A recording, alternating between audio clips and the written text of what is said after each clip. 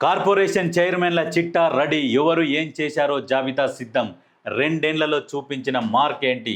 CM ఆఫీస్కు intelligence కీలక report. మంత్రులతో కలిసి పనిచేసిన తీరుపై సీఎం స్క్రీనింగ్. స్పెషల్ నివేదిక ఆధారంగా మార్కులు. ఇన్నాళ్ళు పదవి అనుభవించిన వారిలో టెన్షన్. రెన్యువల్కు ముందు చైర్మన్లకు బిగ్ షాక్. కార్పొరేషన్ చైర్మన్ల రెన్యువల్ సమయంలో ప్రభుత్వానికి చేరిన స్పెషల్ రిపోర్ట్ ఇప్పుడు అందరిలోనూ ఉత్కంఠను రేకెత్తిస్తున్నది. గత 2 ఏళ్లుగా పదవుల్లో కొనసాగిన చైర్మన్లు ఏం సాధించారు? తమ తమ సంస్థలను ఏ మేరకు ముందుకు తీసుకెళ్లారు?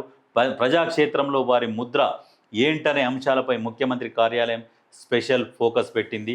నామినేటెడ్ పదవుల రెన్యువల్ ప్రతిపాదనలు ముందుకు రావడంతో ఈసారి కేవలం రికమెండేషన్ల ఆధారంగా కాకుండా పూర్తిగా వారి పనితీరు ఆధారంగానే నిర్ణయం తీసుకోవాలని సీఎం రేవంత్ రెడ్డి భావిస్తున్నారు.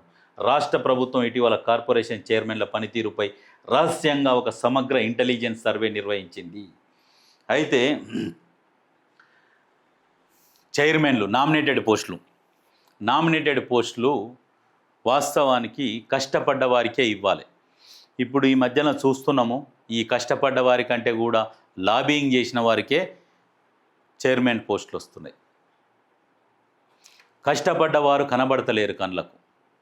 లాబింగ్ చేసిన వాళ్ళు చుట్టూ తిరుగుతున్నారు కాబట్టి కనపడుతున్నారు. మరి ఈసారి కూడా ఈ చైర్మన్లల్లా మరి ఎవరికి ఇస్తారు? ఏంది? పార్టీ కోసం కష్టపడ్డవారు ఎవరు?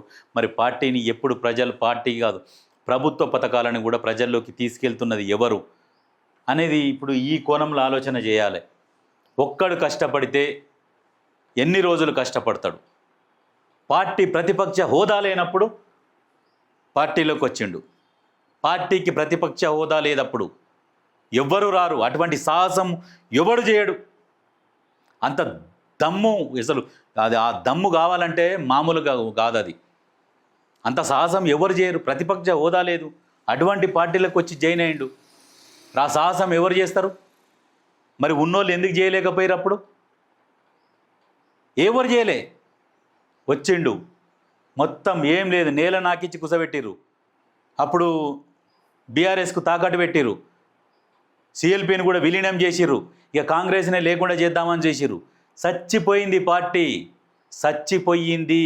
కాంగ్రెస్ పార్టీ అనేది ఇక తెలంగాణలో కనబడకుండా పోతుంది అన్న సమయంలో ఒక సంజీవిని మొక్కలాగా వచ్చి పార్టీకి వచ్చి ఆ పార్టీ బరువు బాధ్యతలను భుజాన ఎత్తుకొని నిత్యం పోరాటం చేసిండు.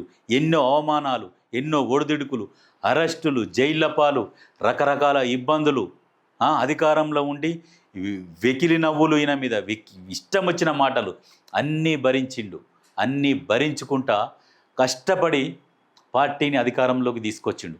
అధికారంలోకి తీసుకొచ్చినాక ఒక్కొక్కడు ఎట్లా ఉండాలి, పార్టీని ఎట్లా కాపాడుకోవాలి, అధికారాన్ని ఎట్లా కాపాడుకోవాలి, కళ్ళకు అద్దుకొని కాళ్ళు మొక్కాలి, కాళ్ళు మొక్కుకుంటా కాపాడుకోవాలి. ఏడ ఉండే పార్టీ ఏడికి తీసుకొచ్చిండు. అధికారంలోకి తీసుకొచ్చి పెట్టినాక కూడా కష్టపడుతందుకు కూడా చేతనైతే లేదు. సిగ్గులేని కొంతమంది నాయకులకు మేం సీనియర్లము, మేము ఆళ్ళము, వీళ్ళము అని చెప్పుక తిరుగుతారు.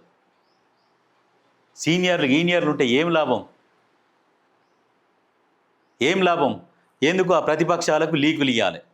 ఈయన ఇది చేస్తుండు, ఆయన అది చేస్తుండు, ఇది చేస్తుండు, మళ్ళీ ప్రతిపక్షానికి లీకులు ఇవ్వాలి, పాలపక్షం మీద విషం కక్కాలి. మీకు చెప్తున్నా నేను నిజంగా ముక్కుసూటిగా, ఇప్పుడు మీ పార్టీ వాళ్ళే అధికారంలో ఉన్నప్పుడు మీరు మీకోలకే పుల్ల పెట్టుకుంటే రేపు భవిష్యత్తులో వేరోడు బాగుపడితే మీకేం లాభం? మీ కొంచెమన్నా సిగ్గు తెలివి ఉండాలి. కష్టమో నష్టమో ఇళ్ళనే ఉండాలి. కలిసి కొట్లాడదాం, కలిసి పనిచేద్దాం. అధికారం చిన్నదో పెద్దదో కలిసే ఉందాం. ఈ అధికారం హోదా ఎట్లా ఉంటుంది? అవతలోనికి సపోర్ట్ చేస్తే మనం సంకనాకిపోతే తర్వాత పరిస్థితి మనం గుడ్డి కొంగలాగా కూర్చుంటామన్న ఆలోచన వస్తలేదా? ఇటువంటి వాళ్ళు ఉన్నారు. చెట్టుకు చెదలు పడితే చెదలు బత్తదా? చెదల్లాగా తయారయ్యారు. కొంతమంది ఆలోచిస్తారు, నాకు ఈసారికే లాస్ట్, ఇక నేను మళ్ళీ పోటీ చేసేది లేదు, గోచలేదు, నేను ఉన్నంతలోనే ఉంటాను, నేను ఇక ఈ దారి లాస్ట్, పార్టీ వస్తేంది పోతేంది అనే నాయకులు కూడా ఉన్నారు చాలామంది ఈ కాంగ్రెస్ పార్టీలో. ఏంది? కనీసం నామినేటెడ్ పోస్టులు తీసుకున్న వాళ్ళు పుణ్యానికి ఒక్కడు కష్టపడితే అధికారంలోకి వచ్చిన పార్టీ కనీసం నామినేటెడ్ పోస్టులు తీసుకున్నోళ్ళు పార్టీ కోసం కష్టపడతాం, ఈ ప్రభుత్వం ఇంత కష్టపడుతున్నది, ఈ పథకాలని ప్రజల్లోకి తీసుకుపోతాం అనే ఆలోచన రావాలి. ఆ ఆలోచన లేకుండా ఖద్దరు బట్టలు వేసుకొని, లెనిన్ బట్టలు వేసుకొని, మడతలు పడకుండా లోఫర్లు వేసుకొని, కుర్తా పైజామాలు వేసుకొని, ఇష్టం వచ్చిన స్టైల్గా పెద్ద పెద్ద కార్లలో సైరన్లు వేసుకొని స్టైల్గా తిరుగుతున్నారు. ఏమొస్తుంది మీకు? మీ ఉన్నంతకాలం ఉంటారు, తర్వాత పార్టీని భుజాల మీద మోసిన కార్యకర్తలకు ఏది గౌరవం? పార్టీ కోసము అధికారంలో రావాలని కొట్లాడిన కార్యకర్తకి ఎక్కడ గౌరవం? ఓన్లీ మా చుట్టం, మా అయ్య చుట్టం, మా అమ్మ చుట్టం, మా తాత చుట్టం, వీళ్ళకి ఇది ఇయ్యాలి, వాళ్ళకి ఇది ఇయ్యాలి, గియ్య నడుస్తున్నాయి. ఇది తప్పితే వేరే లేదు. మరి ఎవడు కష్టపడుతున్నాడు, ఏం చేస్తున్నారు, ఇంటెలిజెన్స్ రిపోర్ట్ తీసుకోవాలి. ఎప్పటి నుంచి ఉన్నారు వీళ్ళు, ఎప్పటి నుంచి ఎట్లా కష్టపడుతున్నారు, కనీసం వీళ్ళకి ఏదైనా చేయాలి, కార్యకర్తలను కాపాడుకోవాల్సిన బాధ్యత మా పైన ఉన్నది అని చెప్పేసి ఆలోచన వస్తుందా? ఎంతమంది కార్యకర్తలు అలిగి సైలెంట్గా ఉన్నారు? ఎంతమంది అప్పులలో కూరుకుపోయి ఉన్నారు? ఎంతమంది కష్టపడి నిరుత్సాహంగా సైలెంట్గా ఉన్న వాళ్ళు ఎంతమంది ఉన్నారు? వదిలిపెట్టిపోయి పనులు చేసుకుంటూ కూర్చుంటున్నారు.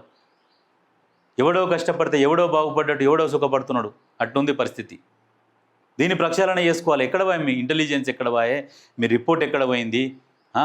ఎవడు ఏం కష్టపడ్డాడు? ఉమెనైజర్లు ఉంటారు ఇంట్లో. చెట్టుకు చీర కడితే చెట్టు ఎమ్మడి కొడతారు, కుక్కకు ఫ్రాకేస్తే కుక్క ఎమ్మడి పోయేటోళ్ళు కూడా ఉన్నారు. అటువంటి వాళ్ళు ఉన్నారు. ఇట్లా ఉంటే ఏడ బాగుపడతారు? ఆలోచన చేసుకోవాలి. అధిష్టానం ఆలోచన చేసుకోవాలి. ఏం జరుగుతున్నది, తప్పులేమున్నాయి, ఒప్పులేమున్నాయి, ఈ ఎట్లా సరిదిద్దుకుపోవాలి, ఈ ఆలోచన రావాలి. ఇప్పుడు పార్టీ అంటే ఎట్లా, ఒక కన్న తల్లి, ఒక కుటుంబము, ఒక పెద్ద చెట్టు. ఆ చెట్టు కింద మనం కూర్చున్నామంటే ఆ చెట్టుని నిత్యం కాపాడుకుంటూ ఉండాలి. దానికి పాదులు తీయాలి, నీళ్లు పోస్తుండాలి, ఎరువు వేస్తుండాలి. చెట్టు చల్లదనాన్ని ఇస్తుంది, దాంతోపాటు పండ్లను ఇస్తుంది. ఆ పండ్లు తింటుండాలి. మాకు పొయ్యిలకు కట్టెలేవని చెట్టును నరుక్కుంటా పండు వండక ముందుకే కాయలు తెంపుకొని పోయి ఉన్న కాడికి నరికితే ఏముంటుంది? భవిష్యత్తు మొత్తం చీకటి అయిపోతుంది. వెనకటికి ఒక ఆయన చెప్పిండు, ఓ కోడినిస్తే కోడి గుడ్డు పెడుతుంటే రోజు కోడి గుడ్డునే తినరా అని చెప్పినట్ట. ఒకడు అత్యాశపడి ఇలా చికెన్ తినాలని కోడిని కోసుకొని తింటే తెల్లారి నుంచి గుడ్డు ఉండదు, కోడి పియ్యి మిగులుతుంది. అందుకనే గుడ్డుని తినుకుంటా కోడిని కాపాడుకుంటూ పోతే రోజు దొరుకుతుంది, రోజు ప్రశాంతంగా చల్లగా ఉంటారు. అట్లా రాజకీయాలు చేయాలి. కానీ ఏమో పిచ్చకుంట్ల రాజకీయాలు, వీని మీద వాడు, వాని మీద వీడు, ఈ విషయం కప్పుకుతారు. అందుకనే అంటారు, పండ్లున్న చెట్లకు రాళ్ళ దెబ్బలంటే పరిపాలించేటోని మీదనే విషం కక్కుతున్నారు. అది మానుకోర్రి. ముఖ్యమంత్రి మీద విషం కక్కుడు ఏంది? ఇది కరెక్ట్ కాదు. ఇది ఆలోచన చేసుకోర్రి. భవిష్యత్తు మీకే నష్టం. కష్టపడేటోనికి ఎక్కడైనా కష్టపడతాడు, ఎక్కడైనా అందలం ఎక్కుతాడు, ఏనైనా కిరీటం మీద కూర్చుంటాడు. సింగిల్గానైనా పోటీ చేస్తాడు, సింగిల్గానైనా గెలవగలుగుతాడు, ఏదైనా చేయగలుగుతాడు, ఏదైనా సాధించగలుగుతాడు. మిమ్మల్ని ఏడొత్తాలనో అట కూడా ఒత్తగలుగుతాడు. అయినా అవకాశాలు ఇస్తున్నాడు మీకు. ఎవరెవరైతే ముఖ్యమంత్రి రేవంత్ రెడ్డి గారికి వ్యతిరేకంగా పనిచేస్తున్నాడో వాళ్ళని ఒత్తాలనుకుంటే ఒత్తొచ్చు. కానీ అవకాశం ఇస్తున్నాడు. ఇకనైనా మారుర్రి. ఇక మారక మీ అంతలో మీరుంటే ఒత్తుడు చురువైందనుకో, ఇక నలుగుతారు. మీరు ఆగమైపోతారు. ఎవడు ఆగం గారు? కష్టపడుర్రి, పార్టీని బాగుపెట్టుర్రి, పార్టీ ఇస్తున్న ఫలాలను తినుర్రి.